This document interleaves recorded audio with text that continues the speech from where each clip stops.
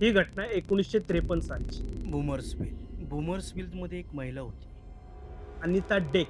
Anita deck ही तिच्या गोड स्माईलमुळे पूर्ण परिसरात खूप फेमस होती. तिची स्माईल बघण्यासाठी लांबून-लांबून लोकं यायची आणि तेही त्यांना पूर्ण वेळ द्यायची. पण तिची एक दुसरी काळी बाजू अशी होती, तिचे 6 लग्न झाले होते आणि 6 नवरे तिचे गायब झाले. 6 लग्न झाल्यानंतर देखील तिने अजून एक लग्न केलं. फ्रँक नावाच्या मुलाशी. फ्रँक खूप हुशार होता. त्याला काही गोष्टी तिच्याबद्दल जाणवल्या, काही गोष्टी कळल्या. त्याने एक गोष्ट ऑब्झर्व्ह केली, की ही बाई जेवत का नाही? ती मला कधीच जेवताना दिसली नाही. त्यातच त्याला एक डायरी सापडली. त्या डायरीमध्ये असं लिहिलं होतं, की तिच्या 6 नवऱ्याचा मृत्यूचा उल्लेख त्यात होता.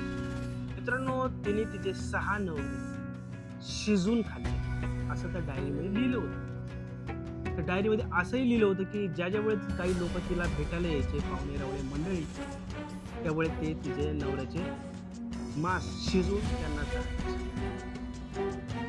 आणि हा फ्रँक घाबरला आणि घाबरून तो सरळ पोलिसांकडे गेला. पोलिसांना घटनाक्रम पूर्ण सांगितला. पोलीस तिथं आले आणि पोलिसांना कळलं, की बाबा अशी-अशी इथं ही घटना घडलेली आहे. तिने तिचे 6 नवरे मारलेले आहेत. ते सर्च करायला जातात आणि सर्च करता-करता तळघरात जातात. तळघरात 6 नवऱ्याचे तिला काही अवशेष तिथे मिळतात. पोलिस तिला घेऊन जातात. पोलिसांनी ताब्यात घेतल्यानंतर पोलिस विचारतात, की "बाबा तू असं काय केलं? तू मनोरुग्ण आहेस का?" वगैरे, वगैरे. म्हणजे भरपूर अशा गोष्टी त्या कळल्या. पण त्यावेळेस तिने उत्तर दिलं, की "हे मी नाही केलं. माझ्याकडनं करून घेतलं." तिचं म्हणणं असं होतं, की माझ्या शरीरात 4 माणसं अजून आहेत. पुढे काही बंद झालं.